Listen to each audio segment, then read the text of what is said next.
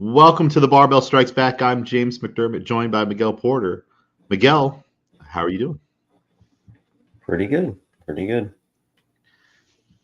It's the day after the Albany CrossFit community gathering at Fiden's. That was nice. Fiden's Yeah, is nice. it's a nice place.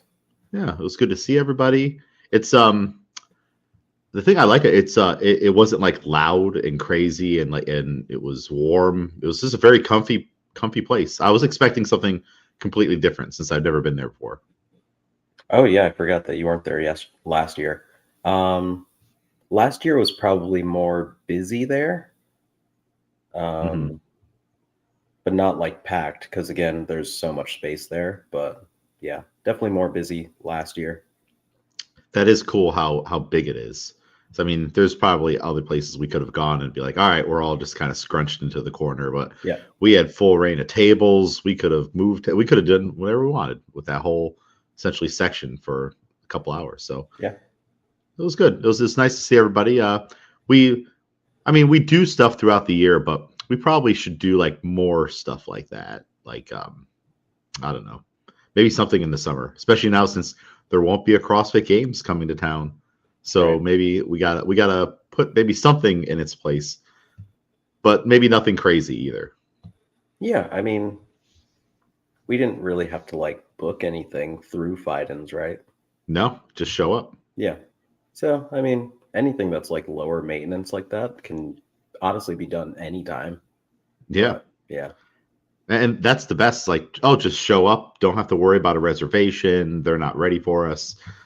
Putting down a down payment because some of these places, if you want to yeah, like book a private room, we essentially had like a private half of the building for long periods of time, and at other places that would be like $1,000 or yeah. more to do that. So yeah, it was pretty cool. And now we will move into maybe hopefully doing similar things throughout the year, maybe once a quarter, unless we have something like Murph. That's kind of like what that quarter's focus is Yeah, going on, yeah, Memorial Day, and then so I'm sure there's other times of the years where we could have something else going. But it was an interesting week here. We were talking about it last time. You were going to be coaching a lot of classes, more than normal. And I was going to do the one punch workout every single day. That did not happen. The first day on Monday, I'm all ready to go. I start doing the push ups, and then I'm like, this is going to be a 2 hour work. Like I just did the math in my head, hmm and because I was going through in like rounds and reps of the push ups, sit ups, and squats, and then I still would have a 10K row at the end, and I was like, no way, nope. We're gonna change this up, So I did like I think maybe 30 push ups, 100 sit ups, 30 squats, and then a 3K row. I'm like, all right, that was good for day one. Because as I was doing it all, I'm like, well, I don't want to give myself rhabdo, and hmm I don't want to. And the thing is, like, the easiest part was the sit ups. Every day this week, I've done 100 sit ups. So I've done the 100 sit ups for that workout every Yeah, time. But the 100 push ups, 100 squats, and the 10K row, not happening. And the squats slowly evolved into like doing into a chair or other things because my legs can't handle doing that all the time. And then the push ups, there's only so many days in a row that you want to do push ups off of your knuckles because you yeah, can't flatten your hands. So I was like, this is just getting dumb. But I'm going to soldier on and I'm going to do like some variation of the work every single day for 7 days. And then we're done. That's it. So yeah, like the well, I'll do it for 2 weeks and see if I want to finish out the month. No, no, no, no, yeah, because it's also now like a giant burden on the day. yeah. It's like this huge task I have to get done, and I still have to walk my 7K steps or hmm more, and I still have to do my core 365 workout. And this shouldn't be something that takes away from those bigger ticket items because Right. I've been going longer with them. But yeah, that also sucks to do the 100 sit-ups, do this, and be like, all right, I guess I'll do my hollow rocks and stuff now. And so yeah, it just it was a nice idea. I can see how if you did that, you would be the most powerful being in the universe. But I was like, you know what? We don't need that title. We don't need to do that. So Yeah. I mean, yeah, I think the big part of it is the time commitment as well. It just takes so long to do all of those things mhm. that, yeah. I could easily see doing 100 sit-ups every day. That's like no problem. Now, had I not been doing the core 365 all year, it probably would maybe be a problem.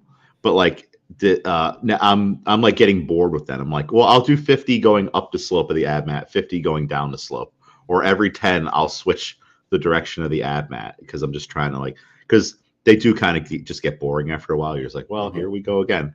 But so I could see doing that, and I think that kind of speaks for if you are consistent with something, like doing it every day and or practicing something every day, how easy other tasks could be.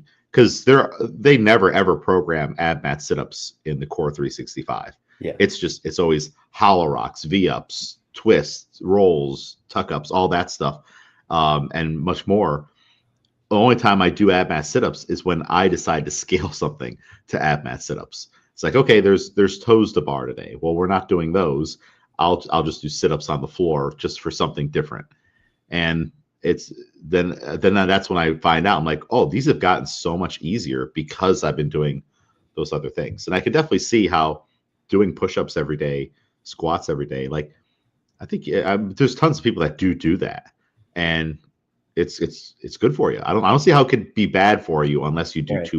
too much of it.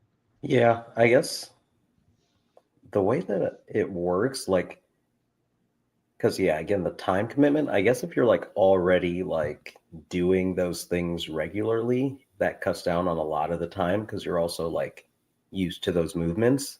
So I'm thinking like boxing conditioning, like those guys, I feel like maybe could get through that pretty quickly, that Yeah. workout. But otherwise, yeah, it's just you're doing a lot. Well, remember Mike Tyson's workout when he was Yeah. doing like 500 push-ups or something every day, or so it's like, oh yeah, people do that, and then they look the way they do, and they're strong, like in that specific way. And that's like that was like always the go-to, like in high school. Oh, you gotta do push-ups and sit-ups every day, Yeah. and there's plenty of people that do that. I don't, maybe not 100, maybe it's like 50 or something like that.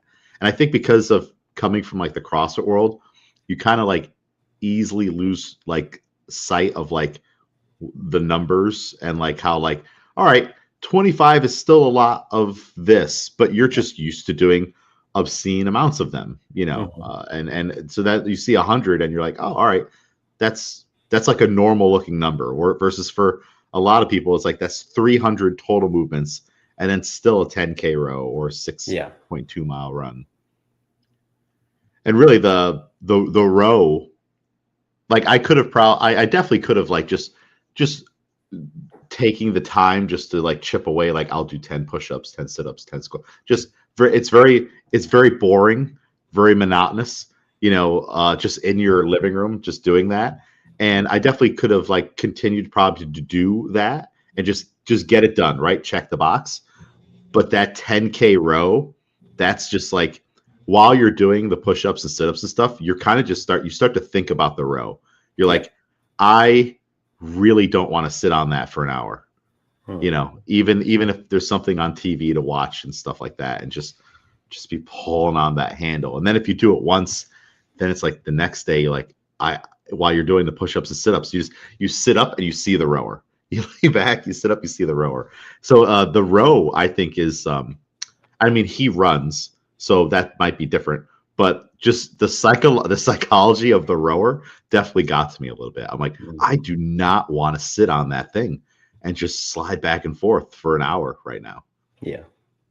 And I did not. So I had to call the audible. So today's was the last day, and then that's it. All right, one punch experiment is over. And I wonder if I would feel differently about it too if my joints were like friendlier with the other two movements. Hmm. Like if I could actually hold a tabletop and not have to do this. I wonder, because like that's annoying too, where like you feel like the rug or the floor digging into Yeah, your yeah, knuckles. I do think on day one that definitely started to like seep into my head. I'm like I'm really over this right now. mm, It feels dumb. It feels annoying, and the sit-ups are like my only like safe spot. Just to like, all right, we can do something, and it feels like I'm doing an exercise, not like I'm just doing a range of motion. You know, does that make sense? yeah, yeah, for sure. And with the air squats, I had my knees wrapped. So I'm like, all right, well, Mm, and throughout the week, I just switched to like, let me just sit in the chair. And now the range of motion is like really cut down. So now it's like, all right, now it doesn't feel like I'm doing anything, but like so it just kind of like certain parts of it started to feel like they got a little like just yeah. not productive. I'm like, I'm wasting my time. At least Mm, it feels that way. So yeah, it's good to experiment with things. And the one thing I'm happy about is, hey, 700 sit-ups in a week, not bad. That's more yeah. sit-ups than I definitely would have done, and I feel like that was like the biggest thing I got out of it. I wouldn't have done them, Hmm. so now I did, and I am surprised too with doing that volume of sit-ups. Not once were my abs sore. Nice. I really thought that they were going to be, but they weren't. So I was surprised on that.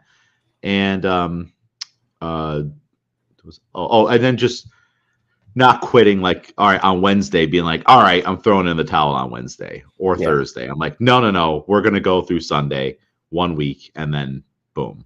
It's kind of like, all right, let me finish what's on my plate, and then we don't have to take on any more from this. yeah, yeah. So I guess those are the things that I got out of it. And Hmm. I think too, that's the things I've been doing all year kind of helped me to be like, you know what, just finish it out. Just finish the week, and that's good enough. Yeah. Hmm. So yeah, I don't know. And who knows? Maybe someday we'll revisit it. It's a fun idea, you know. Yeah, And it was good that you got to figure out like what would work on day one instead of like going a couple days and realizing that it wasn't going to work. So, yeah. yeah, yeah, I think that would have totally sucked to have like gone through the whole thing, but like, that was 3 hours, because I don't know how that would have affected the next day. Like if Yeah. it was 3 hours and like maybe I was even more like beat up, like I'm really, really sore from the push-ups, my back hurts from the rower, and then my joints are stiff, and I'm like, yeah, I'm not doing, because then I would have been like, well, now I want to do the full thing again. And I'm not gonna, so Right. interesting. It does make me think, maybe like in the future, like I'd like to keep push-ups alive and develop them and whatnot, or just figure out a way from them. So it's like it does have me like kind of thinking of like what is like a daily minimum that I could do for things that wouldn't be like a burden on, like, all right, I need an hour later. Like, and I didn't do Yep. it when I first got up, and I've been working and doing other things. And like yesterday, before the Fiden gathering, I have to get it done before I go to that. Because if I get home after that and I have to go lay down on this floor and do sit-ups, I mean, I'll do it, but I'm going to be really mad with myself, because like that's not Yeah. what I want to do after that. I want to come home and relax and watch season 2 of Fargo, and then be up way too late doing that, which I did do that. But so, but it does have me thinking on like what would like a nice daily minimum be, and then immediately my brain Hmm. jumps to numbers that like on like that I envision as being like like 50. 50 is a perfect number. I love this number. Yeah. That's Yeah. 5 sets of 10. All this stuff, and also I'm kind of conditioned to that because in the core 365, it's always 5 rounds. Hmm. It's very rarely do I get the treat of 3 or 4 rounds, and I'm like, oh, thank you.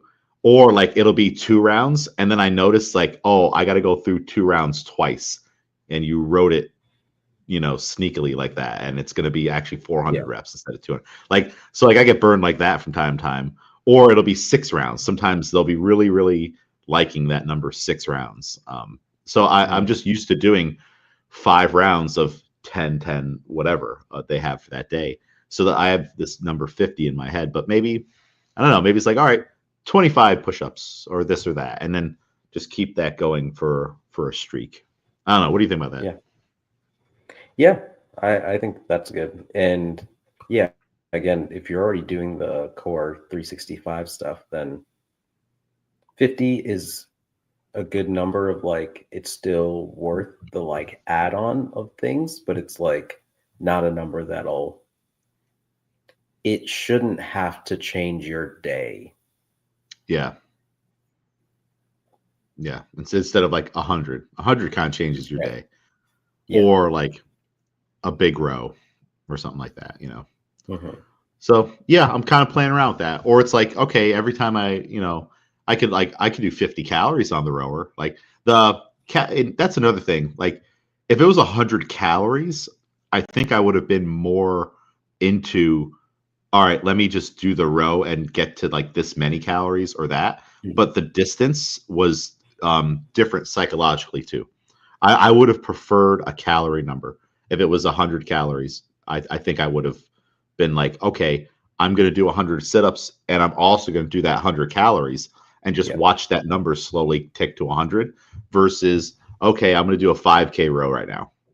And like, and the 100 calories still might take me a definitely a decent chunk of time, but I'm going to just visually look at it differently. Instead of like a 5K row, be like, all right, there's 1K down. I have 4 more to go. And we're just, you see your stroke rate increase and other things, or your split times. So I don't know if that would have helped either. Yeah. I don't know if I ever brought this up. Remember I was going to try that. Remember we were talking about greasing the groove, Pavel Sassolin, and I was going to attempt to do that with pull-ups here on my pull-up bar. I did that for a little while, and then it kind of fell off. The hard part with that was I wanted to do the kneeling push-ups or pull-ups. So the hard part with that was my feet and my toes on being on a wooden chair like that. So that became kind of a limiting factor with that. Interesting. And then I just kind of like, well, I don't want to do this anymore. So and it's like I do want to do that, but like not like I have to put on a pair of shoes every time, get up on there, and it's still painful and like, all right, maybe I'm getting benefit up here, but now I feel like it's just not worth what's going on. Yeah. Deal. So yeah. Well, so that was my experiment. Let's talk about you. Now you didn't have an experiment. You're just covering classes, and you did 7 classes this week, which is pretty cool because normally you only coach 1. Let's start off with what was the like did you feel a difference on just like, all right, I'm just waiting for 1 at the end of the week versus like, oh, I've already coached 2 classes and now I'm on to this 3rd class and I'm feeling a little sharper, a little more in tune with the room, anything like that? I don't know. I guess there's like I don't know, like a level of familiarity that's like, oh yeah, I'll be back doing this again in 2 days, and then like Barbell Club on Friday and going like, okay, I'll be back tomorrow morning, and then finishing yesterday morning and knowing that I'll be back today in the morning. And then I'll be back tomorrow. So yeah, I mean, yeah, it's like more you never just left like, the gym. yeah, kind of. It's kind of just that where it's like, yeah, I'm here all the time. So what was that back to back like on Friday night into right into 9 a.m. Like you're just coaching again? Were you kind of still like, oh, I'm still in coaching mode, or I'm still? I don't know, because Barbell Club is a little bit different. Yeah, I guess it's not like as like a CrossFit class is very much like all of these things need to be done within this time. Where a Barbell Club, it's like this can bleed over into this segment, and then this segment can be a little bit shorter, or we can like, yeah, you can like kind of wiggle a little bit more. And I guess like the people there are also more like self-taught, I guess you could say, in a way. Like you can kind of leave them to their own devices a little bit more. Self-reliant. Yeah, but I mean, at least I would say at least the schedule itself is what I would do anyway. So on Mondays and Wednesdays, I mean, I leave work a little bit later, but I usually go straight to the gym anyway. So I'm usually at the gym from like 5:30 to when we finish Barbell Club anyway.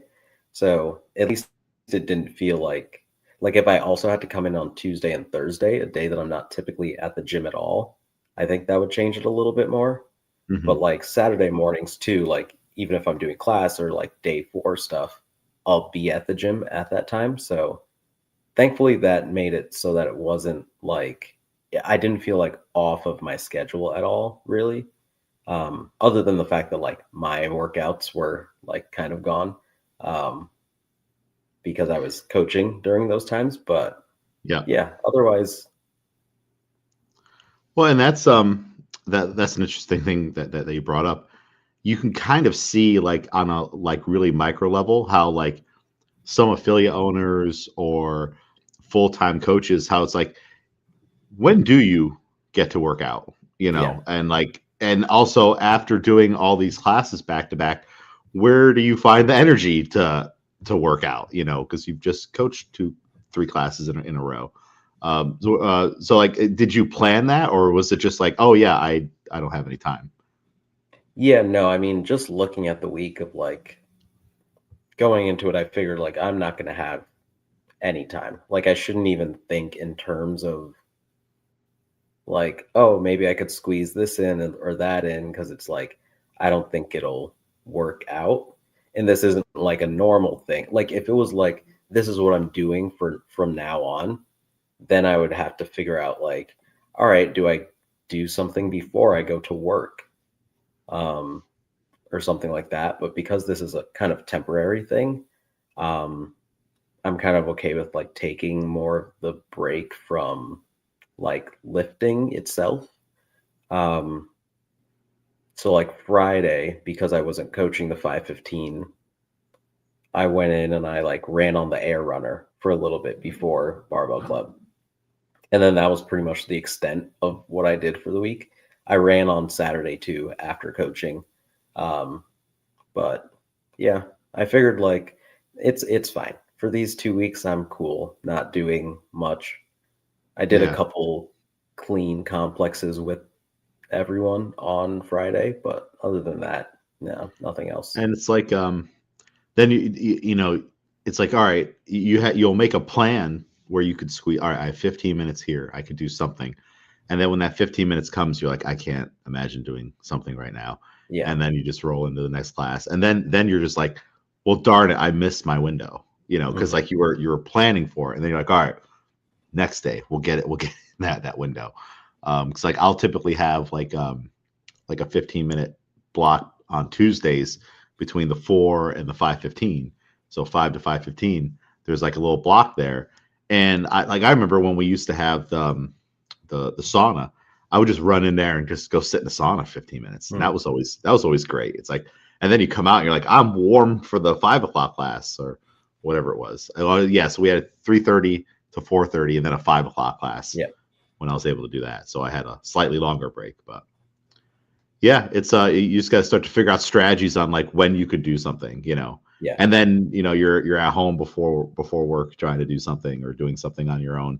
And then you're like, well, this isn't the same either, you know, cuz you know, there's no other people around. Well, how was it doing 2 back-to-back classes? Even though Barbell Club is a little bit different, it's still just a longer stretch Mhm. of coaching. And normally you just coach one class and you're out. You know, so how was that? And then how was it switching subject matters, kind of? Um, Again, I think that that part was kind of fine. I think it would be a little bit more difficult to go directly from CrossFit class to another CrossFit class doing the same thing. Um, I don't know if there would be like not a boredom, but like a okay, this again type of feel Hmm. versus Barbell Club. That's like something completely different. Um, like we talked about before, I mean, like barbell club's start time isn't the most strict right now. We gotta fix it. So, You know what? You know what? If we don't fix it, I'll just move the class to start at 6:30. Like, all right, we're gonna start at 6:30. We're doing less in that time, and you got plenty of time to get here now. And then I'll just have a little bit of a break. yeah. So, I We're mean, starting at 7. We're starting at 7. classes, the 5:15 classes were able to be done fully by 6:15. So that was good. And then if it was like, all right, only one person is here, or like people are still trickling in, it did kind of give me time to like, all right, give me a couple minutes or seconds to like, how do I want to flow this thing? Like I have the idea for like we're warming up this way and whatever, but like it is a little bit change in mode of like, all right, this warm up is different from the CrossFit classes warm up. So again, let me just bring that to the front of my mind and just get ready for that. And then, yeah, I think for me, it helps that it is different. Yeah, just for like, I guess, mental stimulation to go into something different.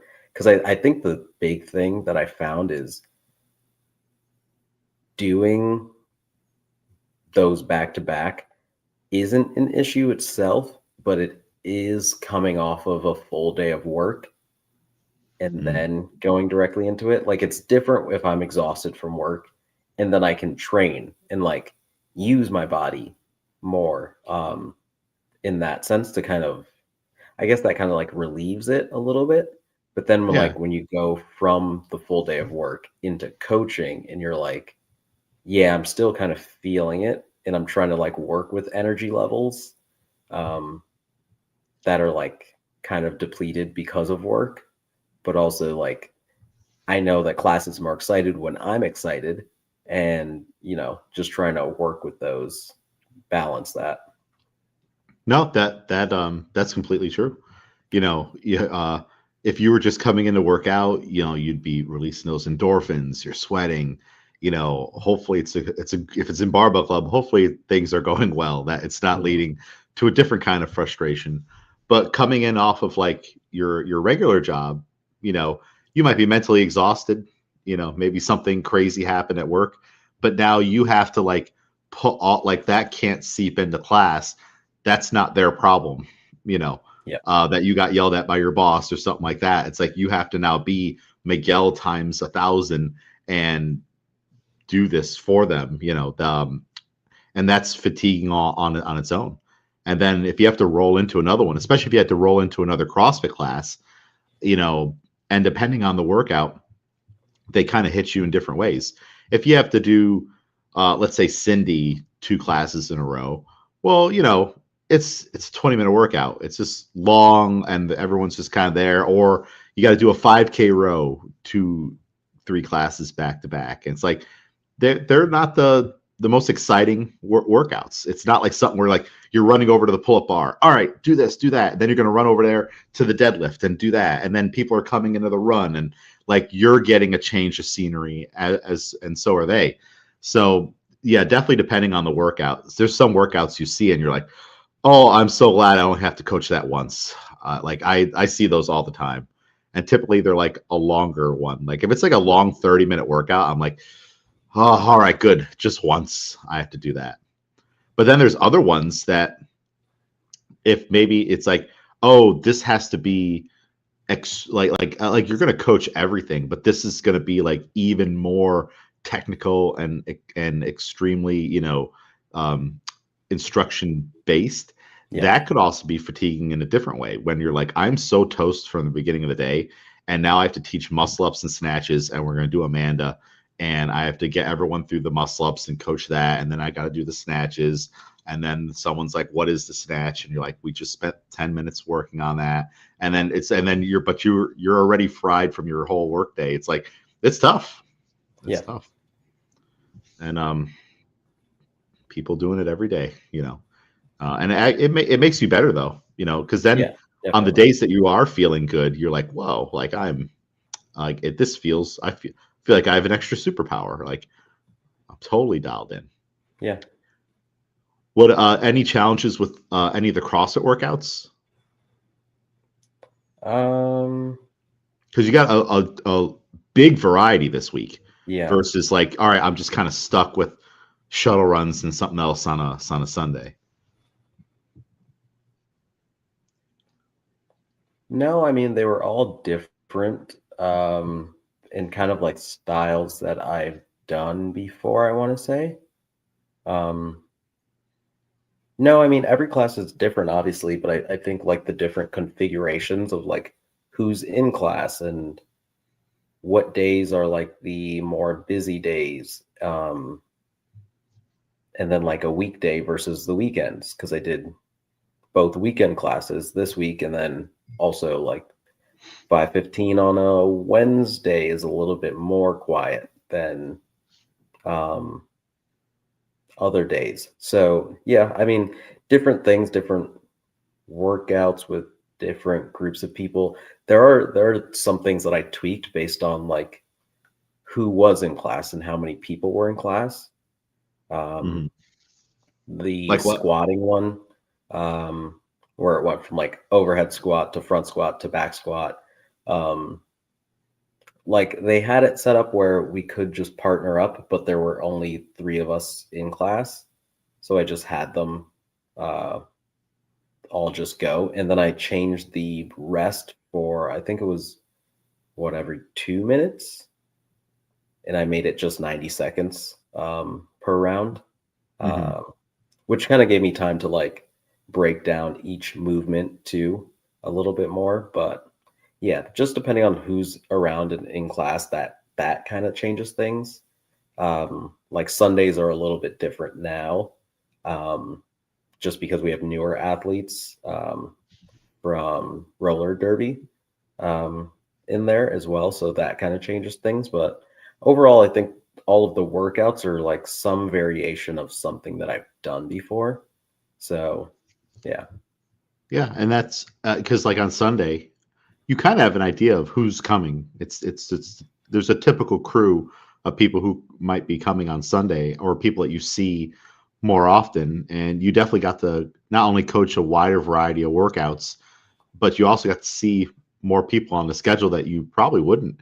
yeah, And maybe you've never coached them before, just because you might just be working out next to them, hmm, and they definitely aren't going to come on a Saturday or Sunday. So that's it's cool. It's almost like coaching like a new member that you're like, oh, yeah, I've never coached you before, so this is like brand spanking new. And the only time I've ever seen you squat is when like I just happened to be walking to my pull up bar. Um, so that is pretty cool. yeah, Any so we did get some roller derby people on Sunday or today. yeah. Um, Alexis was there, of course, and then we had Melissa, who was there last week, Sunday, Mhm. and then Antonia today as well. Okay. Um, which I need to like, okay, mentally prepare for that. I kind of had it in my mind as like, I think also because they're not in Wodify, Yeah. Yep. They're just going to be dropping in. right? So yeah, I need to like mentally prepare for that because I didn't like the cap warm up for today's. They had a bunch of jump roping stuff in it, Mhm. like a lot of jump roping stuff. And there's no jump roping in the Nope. Metcon, right? Yeah. So no one So I needs was to like, get jump rope. cool. I have this warm up that I wrote back when I was programming my own workouts that I was like that I like that I haven't done in a long time. And then I was like, cool. So we'll do this. It'll be simple. I'll just tell everyone, like I'll show early on, and then like I'll just have everyone go through it. And then like when you have newer people, you're like, oh, I have to show them all of these things and explain like, which helps in the way of like you have to coach every single piece, which we like broke down before of like the coaching versus the like instructing or whatever the different categories were. But it's like Yeah. you have to like actively coach each piece. And that kind of changes your timetable a little bit. And then, yeah, like when you're going over the snatches and they're both like, we haven't done snatching yet. And then you're like, okay. But it's good also because it's like, it forces me to be in these situations where I'm like, all right, so how would I do this now?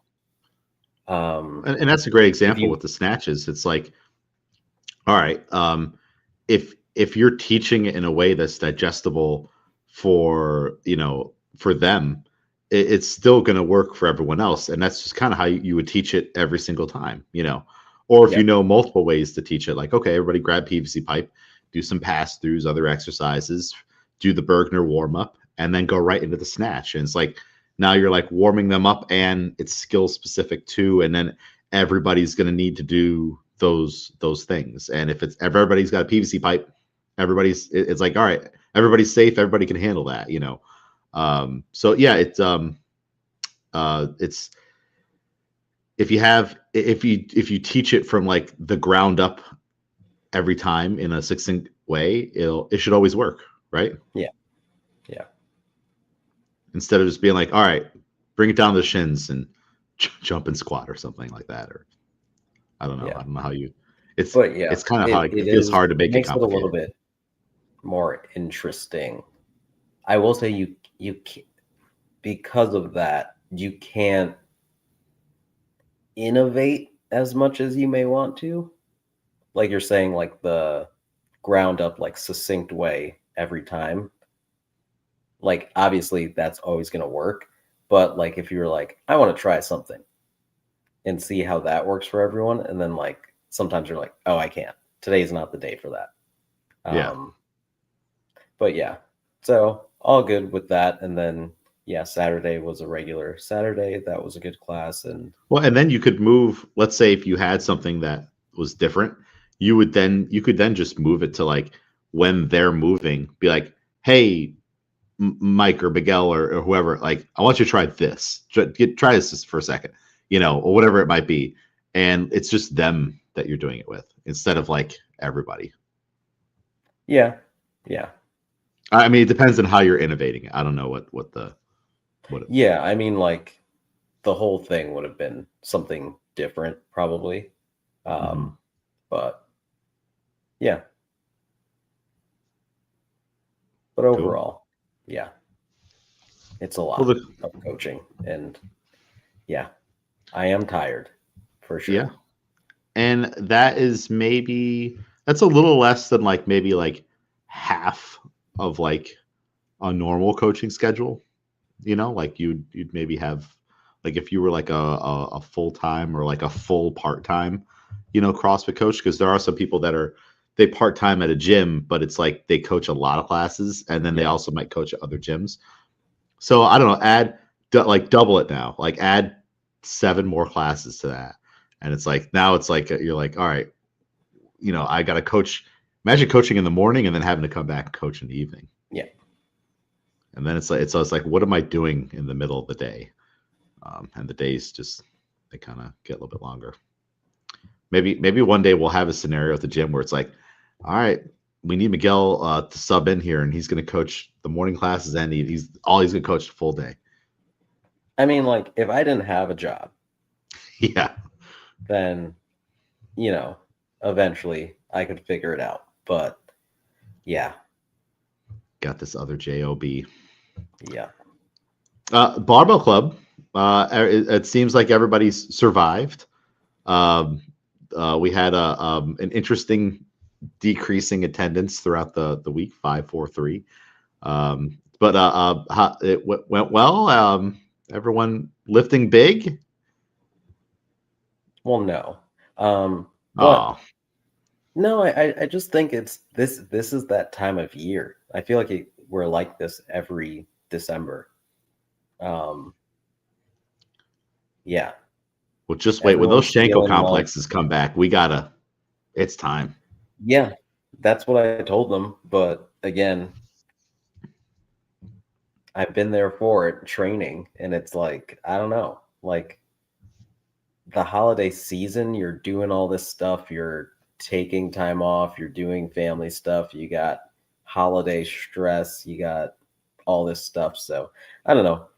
Everyone's just kind of, it's good that everyone's moving still. Yeah. That's how I take it. Of like, just as long as you're moving, it's good. Yeah. Well, we had the a lot of snatch bounces recently, so hopefully that's been going well. That might be some. I think that is something we will see a couple more times, and it's a nice build up too because we do have the Shankel complexes coming up, which is kind of snatch bounce heavy on the snatch version of that. So it's good to have these couple weeks of working on them, and then we had that incredible Hulk workout. Who got the most rounds and reps on that? Rebecca. What'd she get? 11. Let me see. 11 plus 6. Jennifer, 10 plus 5. Yeah. Okay, that's great. That's a round every 2 minutes or so. And it's not expected on that workout that you'd hold on to the bar the whole time. Like you would drop it. Especially 'cause I think it ends on the back squat, right? Mm-hmm. So you would just drop it, and then you got to want to pick it back up again and go. So it does become a very mentally a mental workout too. Just kind of being stuck there for 20 minutes. What kind of advice did you give? Did you tell anybody that like this is going to start to maybe become a psychological issue of not wanting to pick up that bar, and then when you do pick it up, ideally do try to do all the reps? Well, I kind of framed it as like, do it as a complex. Like, yeah, don't put it down. Yeah. I did have to slow people down at the very beginning. Mm-hmm. Because some people were like dropping it and then like immediately trying to start again after the back squats. And I was like, before this becomes something that we have to completely just like stop, like give yourself a little bit of time. But no, I think my biggest thing was like, make sure you're using your legs on those, is it hang power cleans? Yes. Yeah, because the weight was light enough that some people were like almost muscle cleaning. And I was like, you don't want to do that because that's going to cook everything else way too fast. But yeah, everything else, everyone moved pretty well on it. There's push press as well. Front squats, back squats, deadlifts. I think it's 5 movements, right? It's 5 deadlifts, 5 hang power cleans, 5 push press. No, 5 hang power cleans, 5 front squats, 5 push press, 5 back squats. Yeah. So I think the biggest like where I was giving out cues was on the push press, probably. Yeah. Just because of like how that goes, especially when you're tired of like just getting the head through and all that. But yeah, everyone did well. Everyone moved as much as their body allowed. Cool. I don't think we've ever done that one in Barbell Club before. At least I don't remember it. It's kind of an obscure workout. So it was a fun one to get in there. Yeah. And then we did, what did you do on Wednesday? You had a little gymnastics workout, some dips, other things. That shouldn't have been too bad. That was kind of a nice little workout. That may have been the hardest thing that we did, I would say. Oh, because of like the increasing reps. Yeah. Yeah. Yeah. Yeah. The increasing reps was a little bit aggressive. Maybe if it was like, but it was hard because they were all in like multiples of 3, so everything got increased by 3. But maybe some stations maybe should have got increased by a smaller number. Hey, or mainly the dips. But yeah, well, I mean, yeah, the deeper you get into it, you kind of start to get into a thing. But it's like also it's like, hey, how strong are your dips? Like if it gets up to 15 dips, all right, It is only 15 dips, five, five, Yeah. five. But then again, you might be smoked because of all the rounds up before it. I think a workout like that definitely depends on like how do you adapt how you're breaking it up as the workout proceeds. Because what the way you started is definitely you're not going to be able to do it. Like you're not going to be able to go on like maybe the round 2. Oh, I'll just do 6 of those unbroken. But are you going to be doing a set of 6 when it gets to 12? Are you going to go 6 and 6? Well, then maybe you should do something different. Maybe you should think, okay, I'll do 4 and 2 because eventually I'm going to do 4, 4, 4. Yeah. Something like that. That being said, probably no one's thinking about that, and there's also not a lot of time to plan that out. Yeah. You just have to in the moment be like, wait a minute, am I going down a dark path here that's gonna have ramifications later? Because it was a 15-minute workout, right? Yeah. Yeah. Yeah, that requires some breaking up. I think on the dips, I don't know how you would have broken up. I would have just been like, all right, if dips is my toughest station and I know it's going to get to me, I'm going for threes. So when it gets to 9, 3, 3, 3. When it gets to 12, I'm still on threes. Like as long as I can maintain the 3 with like a short little, shakeout, whatnot, I think that's how you eventually defeat the volume. Yeah. Is that how you would approach it, or would you, as the rep scheme gets bigger, start doing bigger sets? Because you started off with, actually, it might have been, was it three dips? Yes. Yeah. That was the first move. So yeah, Mhm. so how would you, if you got to the round 5, 15 dips in, how would you approach that? I don't know. I think I have a number of dips that like I can do sets of this, and it would probably be 4s. And I know that again, like they're in multiples of 3, but I think like once we got to 9, I know I can do 5 and 4. So I would just do it in 2 sets. Hmm. And then with the 12s, I would probably do 3 sets of 4 Yeah. and then keep 4s after that. Yeah. And I mean, it works either way as long as you almost just have to realize every single round is a new workout that Yeah. requires a new strategy. And that's kind of like the trap of that kind of like an adding workout where it's like, all right, I was able to do that on round 3. That doesn't work anymore. And as soon as the round changes and those numbers go up, my old strategy doesn't work. And also it doesn't work because of the math. If you were on the round of 9 and you wanted to maintain 4s, you're like, no, I'm sticking to 4s. Well, then I guess you're going to do 4, 4, 1. And then what was Mhm. the point of that? Yeah. So it's like you might as well You have do, to figure it out. Yeah. yeah. And that's tough because if people just want to turn their brain off and go, then all of a sudden, Mhm. like I just did 12 of those in a row, and now I'm shot. I Yeah. don't know if that's what happened, but that's what could happen. And then you get no favors on that barbell row. That barbell row has been surprisingly very difficult for everybody. Mhm. Did it get everybody on that workout too? Um, I think it was the aggregate of everything. But yeah, I mean, that cooks the arms a lot, especially when you have so many dips that you're doing. So, but yeah, I mean,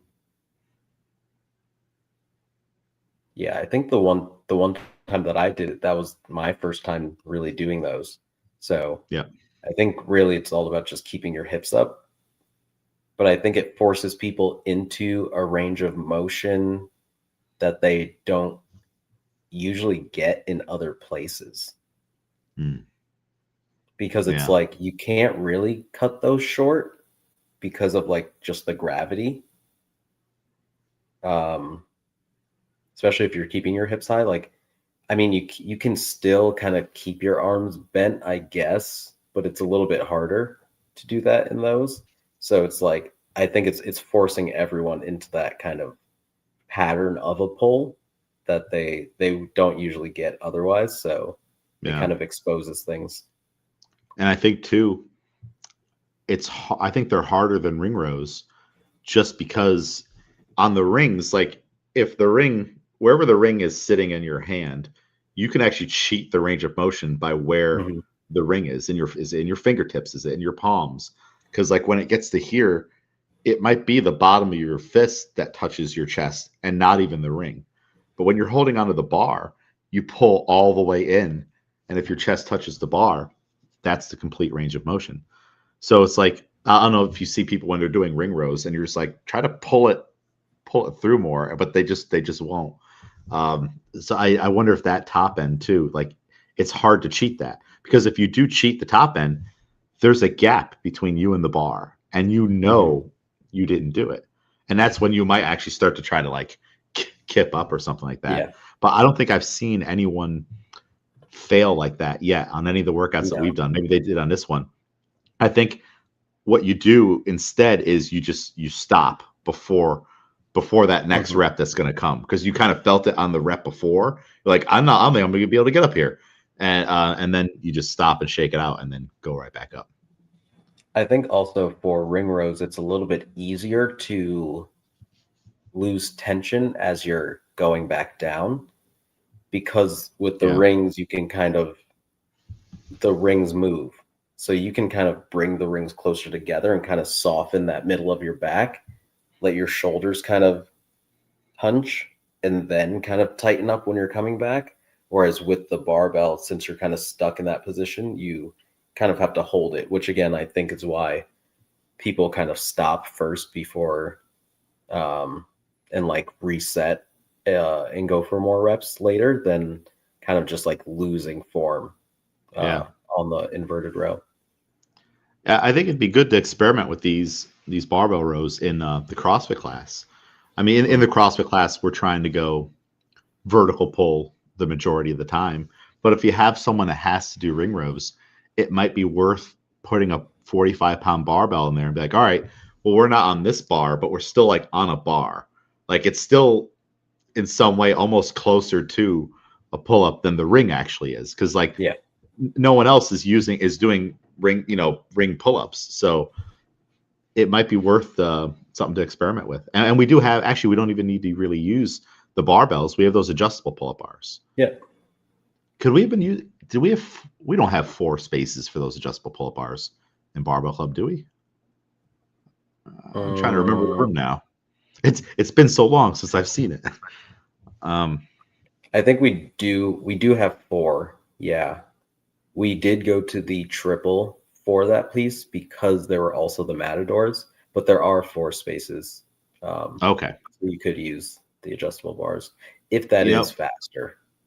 It depends. It didn't even occur to me to use those because like I had it in my head, I want to do a barbell inverted row. So I'm like, oh, well, of course would use the barbell. And I think the barbell, I don't know which one's fatter. I don't know the diameter of it. And I don't even know if it would like feel better for everybody to use those adjustable pull bars. That might need to be an experiment. Much of a difference, but yeah, that is interesting. Yeah. Huh. It's nice being able to use both rooms, right? You're just like, look at all this space we got. Yes. On Wednesdays, it is tough though because of the noise. Oh yeah. Yeah. The volleyball people. Yeah. Man, they're so loud. So using the triple, it's like there's no, every sound is just over. So, yeah. How did the carries go on Friday? Because you only had to do each style once.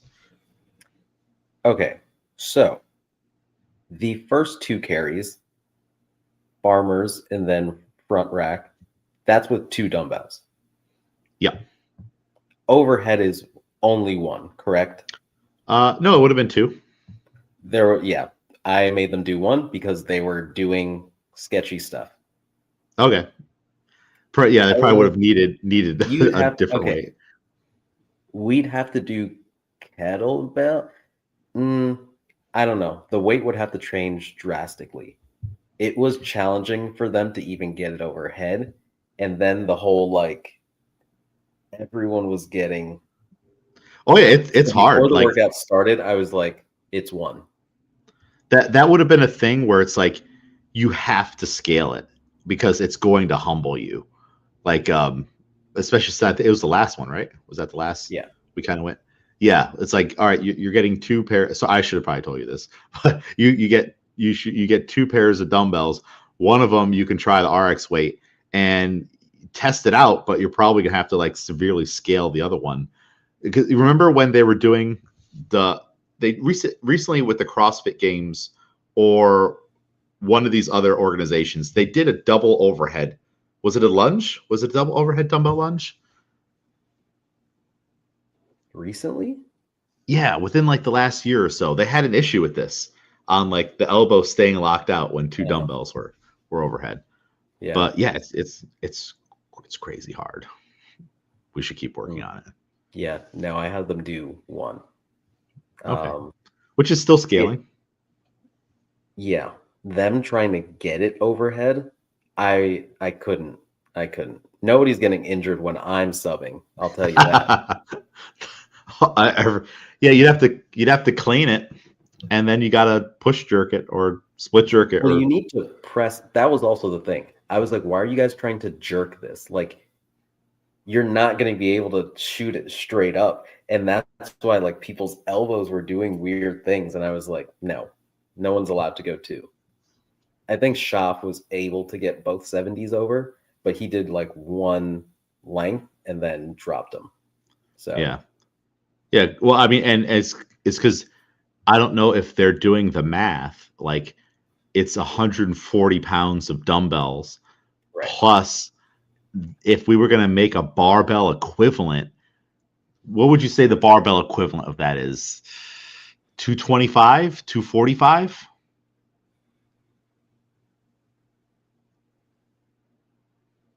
Yeah.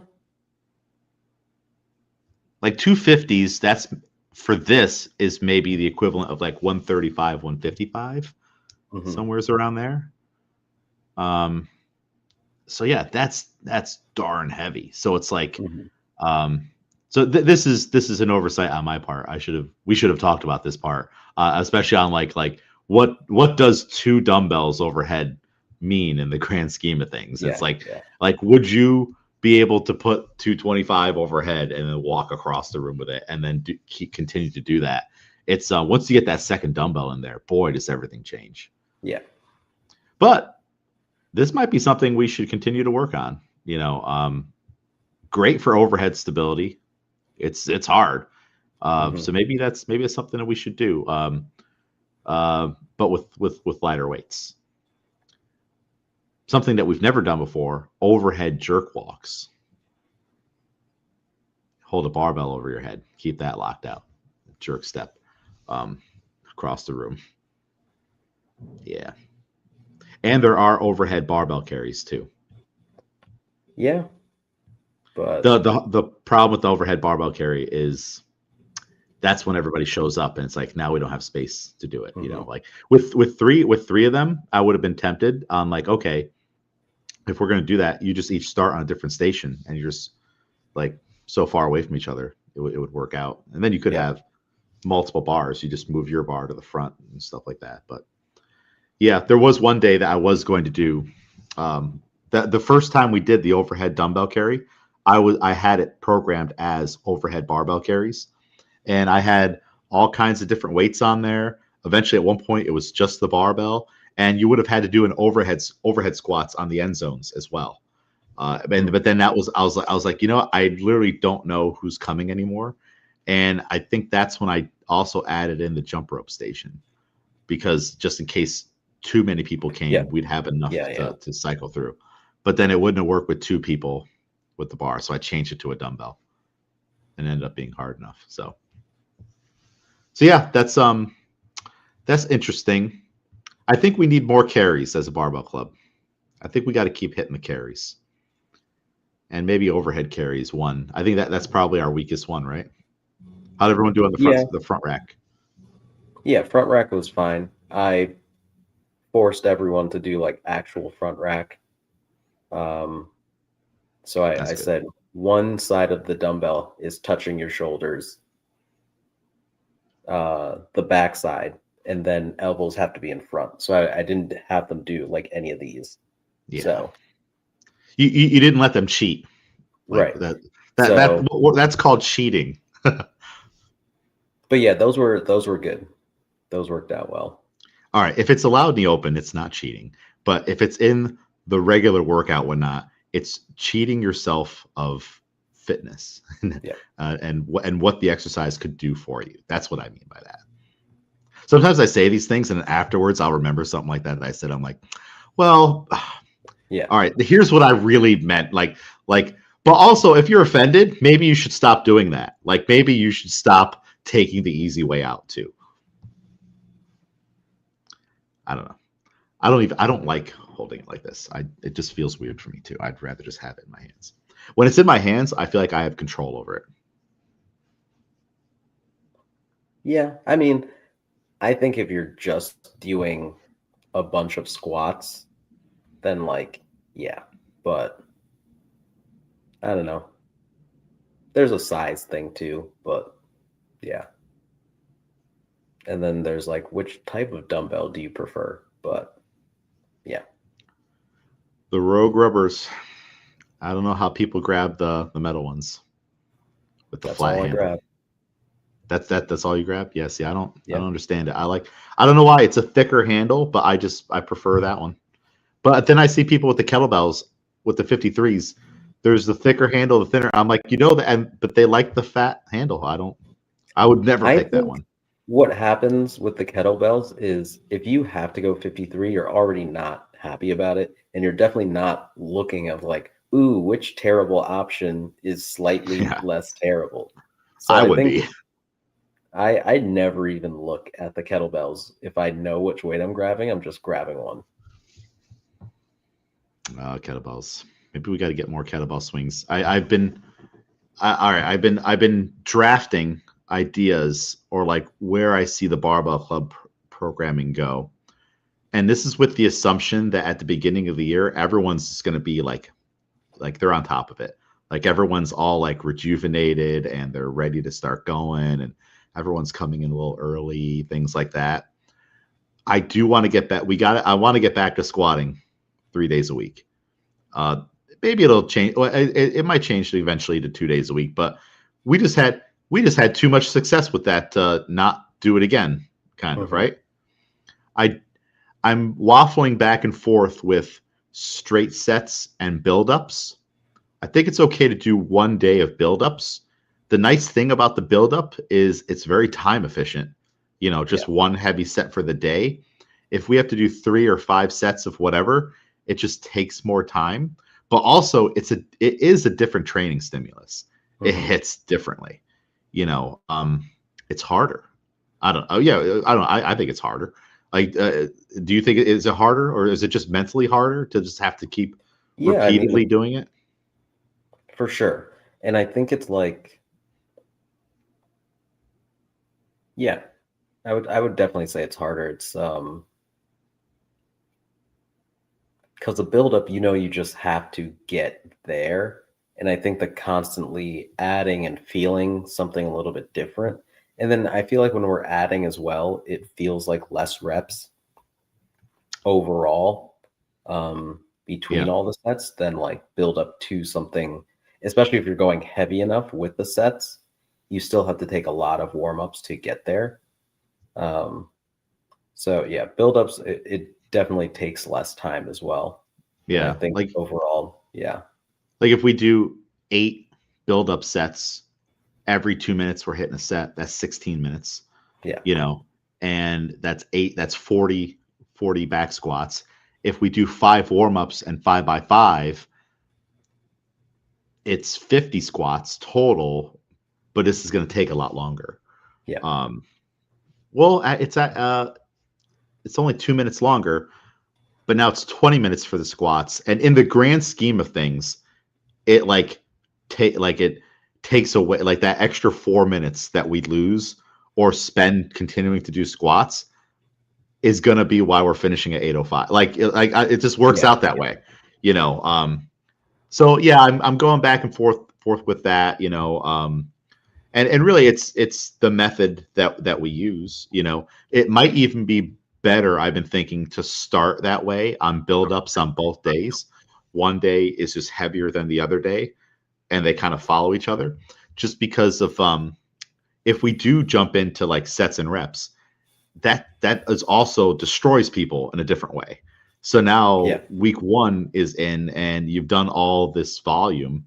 We can just control the volume a little bit better with the heavier weights. Like it's essentially 1x5 instead of 5x5 or something, or whatever the rep scheme may be. So I don't know. It might be a gentler way to start, even though we're not like starting super heavy.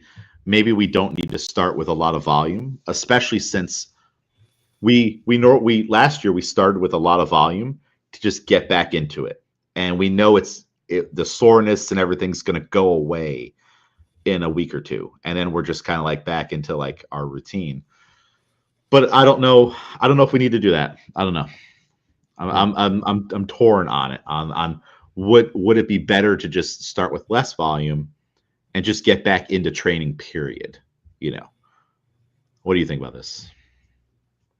Yeah, I think what you get from buildups too is kind of like letting people figure out, even though like the weights will already be written out for us, whatever, but letting people like get back into the mindset of like, this is how much I can squat. I think when you go directly into sets, even if they are lighter, you're like, I don't even know what I can do anymore for squatting. Versus if you build up, I think like, okay, and then I could have kept on building up to about this level. Versus sometimes when you do the sets, you're like there's still a question mark of like, what can I actually do? So I think starting back up again, it might be better to do the buildups. Yeah, and with the buildup, let's say if we did build up and you're like, oh, this is a little lighter than I expected that to feel this week. It keeps you hungrier for the next session, right? Mm-hmm. Versus if you're like you just got destroyed and now you're like, oh my God, we got to do that again next week. Even if the sets go down or anything like that. So I'm thinking too in terms of the psychology of the group, and all the things that like typically build up that beat everybody down. So that might be better. And I think too, with how much squatting we've done, I think everybody will be surprised how quickly your strength comes back to you and your ability and like just shaking the rust off. Because it's not like we haven't been squatting, right? We've had squats here and there. We're just not specifically training it often. Yeah. But I think everybody will be surprised how quickly that type of squatting comes back to you. So if it's going to come back to us anyways, maybe we don't need to do copious amount of sets and stuff. Yeah. Like maybe we're just like finding it again, in the beginning of the cycle.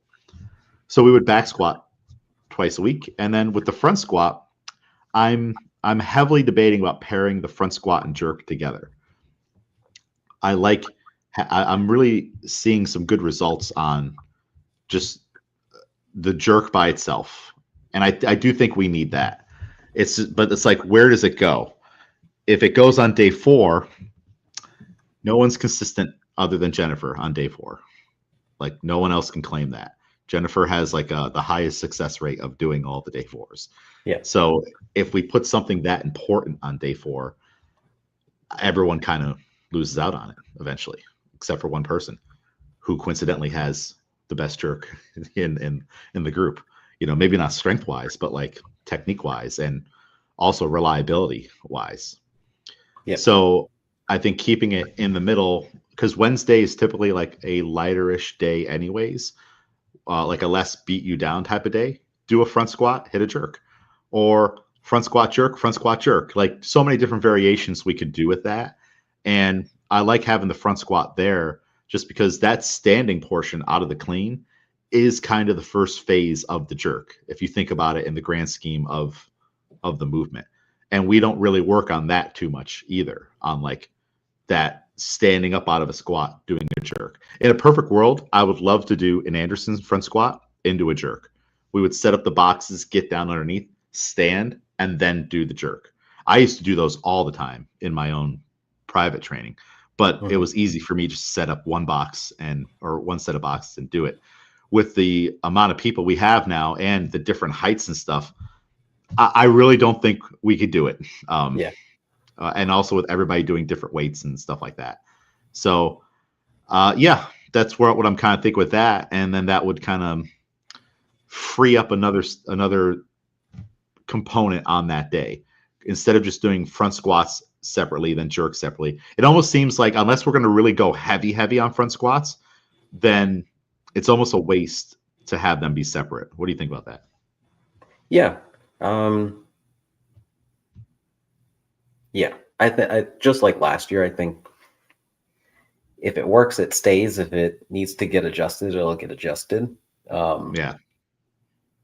So yeah, I think we'll see how that goes. I like the idea though. I mean, that's what I wanted to add in to what day did I put it on? Wednesday potentially to do front squat. I think it was pause front Maybe. squats and then a jerk. But Yeah.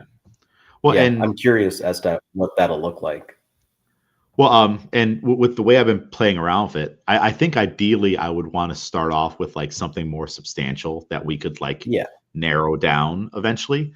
So I am really like keen on like front squat jerk, like because then we get more front squat. One front squat doesn't seem like enough, like there should be, at least one more in there, or it could be like two front squats jerk, one front squat jerk, something like that.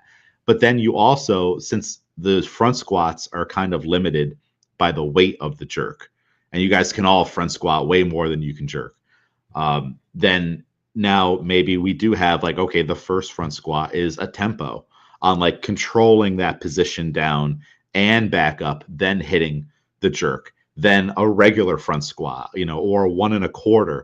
Because let's say on this clean, you mistimed your catch or it was really heavy.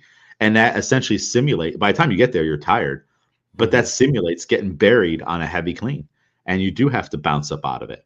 That's a skill we actually could practice that hopefully if it happened to you in competition, you would have that experience. And right now we don't do that, and even if we do 1 1/4 front squats, the problem is it's great exercise, but when it gets too heavy, it starts to become something else that it doesn't need to be.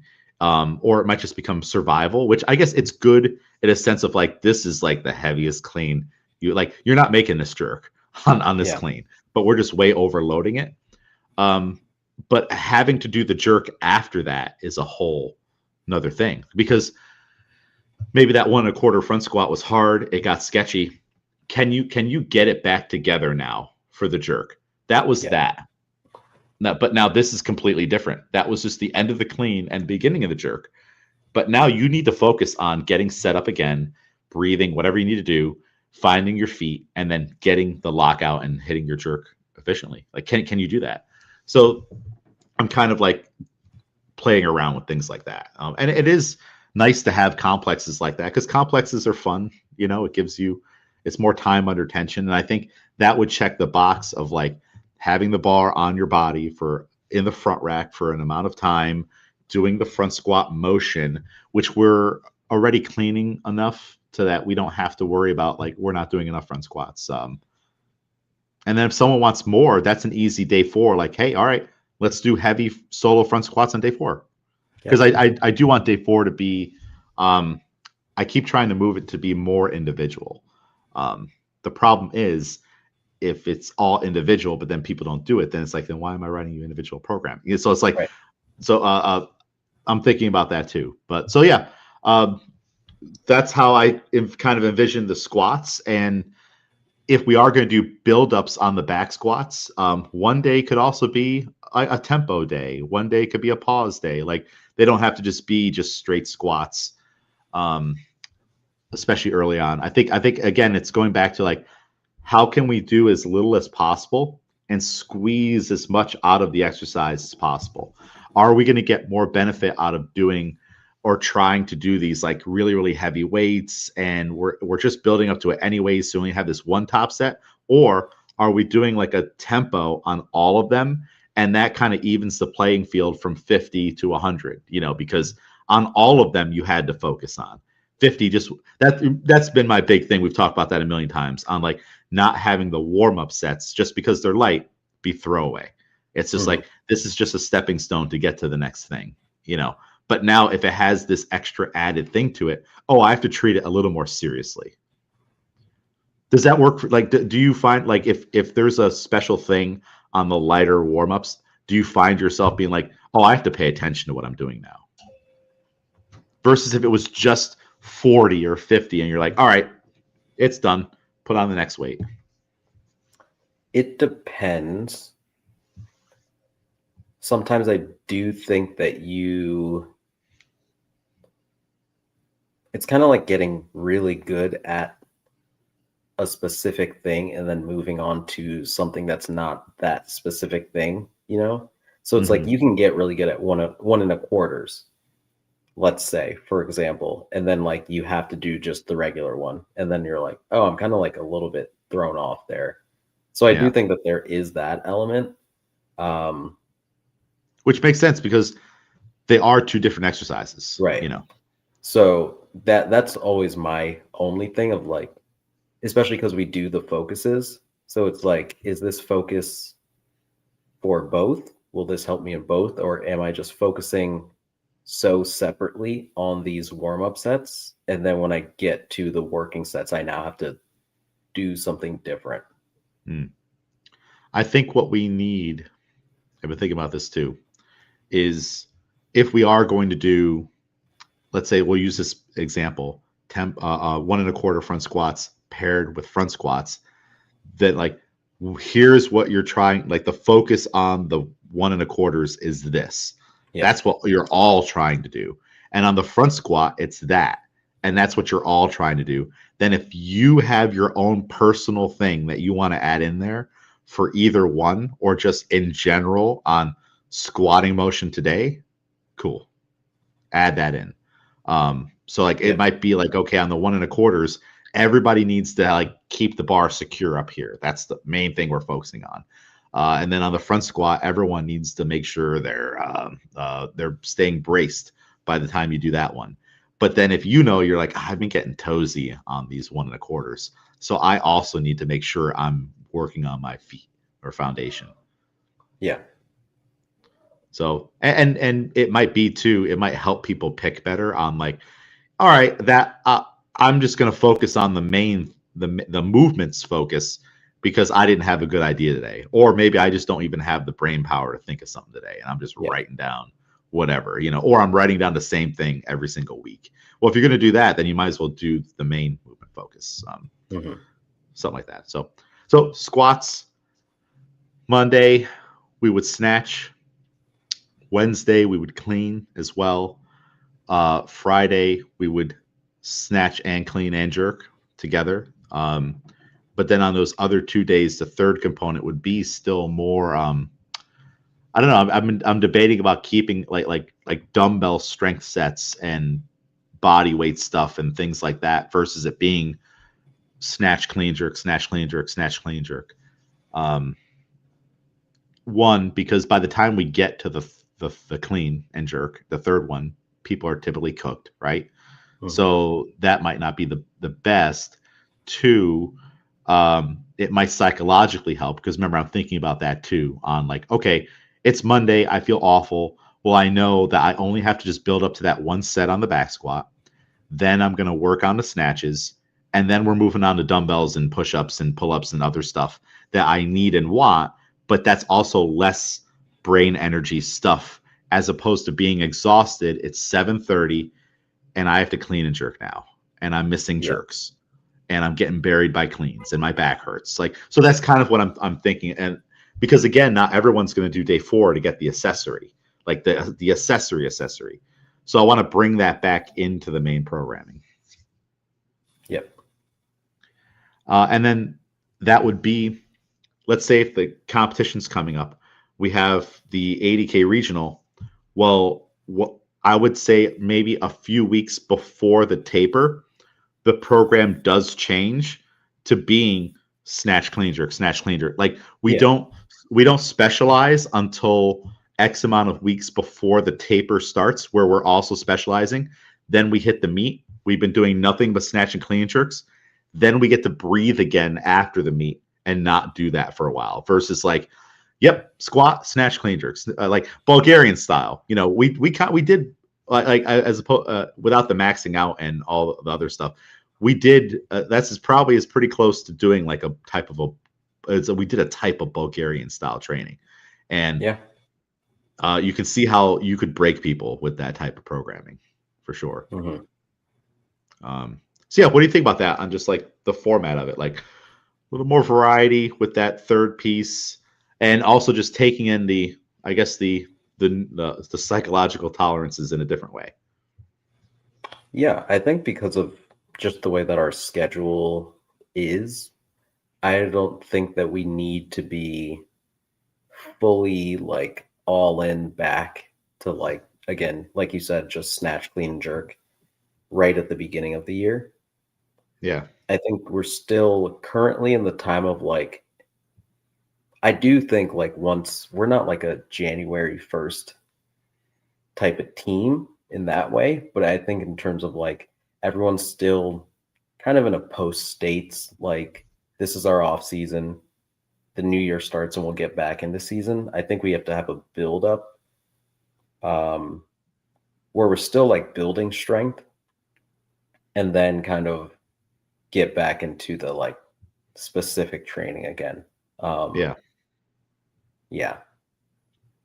I Yeah. especially this year, it feels like we're going to need time to like build back up into everything again. Well, and now let's say X amount of weeks before the regional, we really dial it in. All right, like snatch, clean, jerk every single day just to kind of get those extra reps in, and really, even though we've been spending time with both movements, and getting extra time with the jerk, now we're going to really start to see it like all come together after the meet. We kind of go into not an off season, but like that would be like a time period for like at least like a month or like a mini cycle of like, oh yeah, we're bench pressing. Our old friend the bench press is back, and we're doing sleds and we're doing stuff just to like get a break. Because this year, I think we just got right back into it, right? Squatting 3 days a week and then snatch, clean, jerk every single day, and just then the next meet came, and then we just kept going, right. So I think like I think we've talked about this before, and we have our fall like off season, but like to have one kind of in the spring just before the summer, that's not as long and not as, I guess, not as random or CrossFit-y. Like we wouldn't be doing CrossFit. We would do strength training. It would just be like let your brain relax a little bit and do something a little bit different. We might even still keep squatting, but we're gonna do deadlifts and bench press. Like we'll do like a little like 3-week, 4-week powerlifting cycle, and then we'll get back into like the same way we started in January. Okay, squat, snatch, general stuff, and continue with that. So that's just kind of like I'm just kind of like outlining the year in my brain on being like, how could we do this where like there will be mental breaks. Now the thing is like when we have those breaks, that ideally shouldn't be like, oh, I'm just not going to come in for a month, because that's crazy too. It's like, because now you're going to lose a lot, like it's still part of the training program. I don't know. Is there I feel like that's becoming a little more prevalent. Who started this mind virus? Like, I feel like it's not something we used to do, but it's like something that's like maybe happening a little bit more, but it's like, I don't know if everybody can get away with doing it type of a deal. Yeah. I mean, everyone's individual and what they want out of the sport and all of that is different. I mean, if anyone started, it's probably me, but I'm different. And I mean, it's different. Like I've been doing it for what, 7-8 years at this point versus just you've been doing years. it. You've been doing it for such a long enough amount of time that you're able to come back and clean and jerk. I think what you did 105 or 100 the other day or something like that. Like top end numbers, but it's like other people, it's like you shouldn't be, but also you didn't do this type of time off for years. You're right. Yeah. And you have other people that are like kind of just starting off, and they're like, oh, an excuse to not do anything, I'll do that too. And then it's like, you're not going to hit the numbers you want to hit at all. Like you need to work. So I do think like a So should I just be having meetings with people and be like, all right, first off, you're not Miguel. Second, like, I mean, yeah, again, I think it's like everybody wants different stuff and works in different ways. I think I think what gets people is like, oh, and then Friday will be the clean and jerk day. We won't do that on Monday, Wednesday. So people are like, oh, so this is like we're not really training, is the mindset, I guess, right? But I think if we that's not do true that, either. like But where we do like Monday is this, whatever, we're just working on the snatch. So it's really time to like refine your snatch. Then Wednesday will be the front squats and jerks and then also cleans. And then Friday will be that. So it's like we can do the thing. So it's like your mind will need a rest and it'll get it because it's another animal to be like, all right, we're getting back into things. I'm not loving my snatch right now, but I also have to clean and jerk right after this versus like, no, today's a day to like work on your snatch and just yeah, worry about that. Then we'll get some stuff that's like the dumbbell stuff. I know like that definitely felt like we were getting stronger when we were doing those like accessories to like end like even like death marches and stuff like that. Like to bring that back, I think would feel different. But yeah, and just definitely like the joint benefit of it too, just like right. bringing up symmetry, imbalances, and that would be the other benefit of doing. Let's say we do a build up on the squats, then we snatch only, is that we could actually take more time to just focus on the snatch Right, because we're not exactly. going to have to do any kind of bar re-warm up for the clean and jerk, both of them, which takes more time. Mhm. And we're not going to have to do warm ups for that. Like we could just be like, hey, we could actually do snatches and then we could do drop sets on snatches, which Yeah, that's the dream. And then you've done a good volume of snatches. And then when you have less time on Friday, because they're heavier or they're not doubles, they're singles, it's a different mindset on how you're going after it. yeah, yeah. So I think like that's the perfect middle ground of like you're not fully taking time off of these movements, but they're not going to frustrate you as much because we're all just working on them and we're Yeah. working on them effectively because we have enough time and all of that. So, I mean, again, we'll have to see how it goes. There will be tweaking, but Yeah. yeah, Yeah. They'll be tweaking. I know, like for myself, one of my frustrations about the last year's training cycle, just the way we had to do it, because we embarked on this adventure together and we were going to see it out, is there's just not enough time to coach. If we're only doing like a 15-minute snatch workout and there's yeah. 8 of you in the room and we're doing a set every X amount of minutes, there's just not enough time. But if we could Mhm. have a bigger bulk of time to work on it and then do drop sets, and I can have time to like get to each one of you more than once or more than twice, or maybe I have to spend more time with someone, that doesn't mean that like I'm going to have no time with someone else, you know.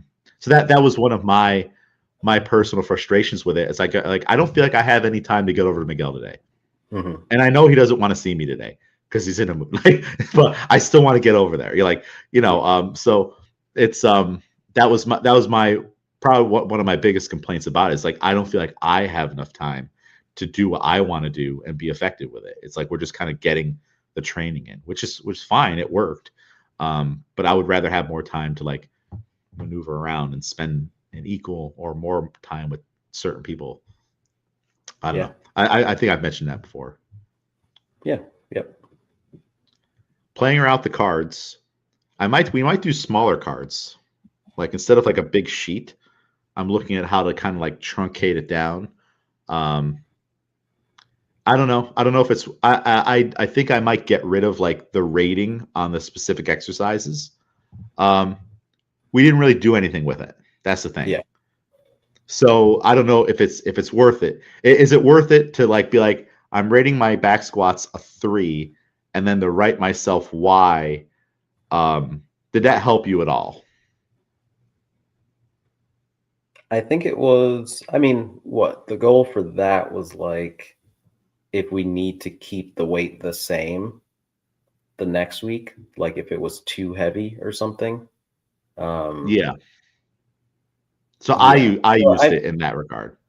right. So other But than that, did that, because I'm trying to think, like the card the card is good.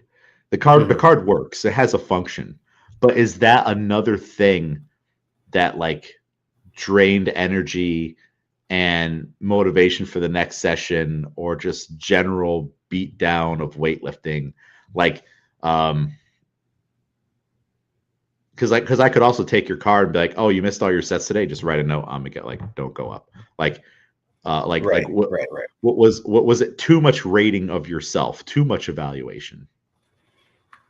Um, I don't know if there's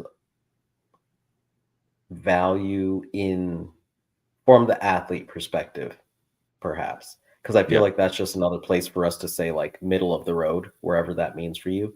Or like, I don't know, some people always rate themselves well on that.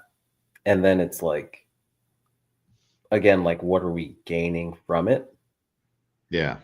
I guess. I don't know if it's taking away, perhaps, like per se. But yeah, I do think it was good in the way that it helped us in marking our cards effectively.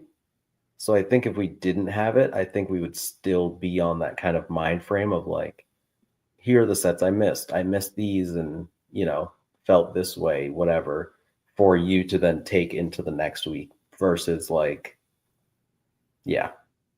Yeah. Well, and like I would like to use, and yeah, I that's a good way to say it. It's like what, like for each thing that we're doing on that, what are we getting out of it in the grand scheme Mhm. of things?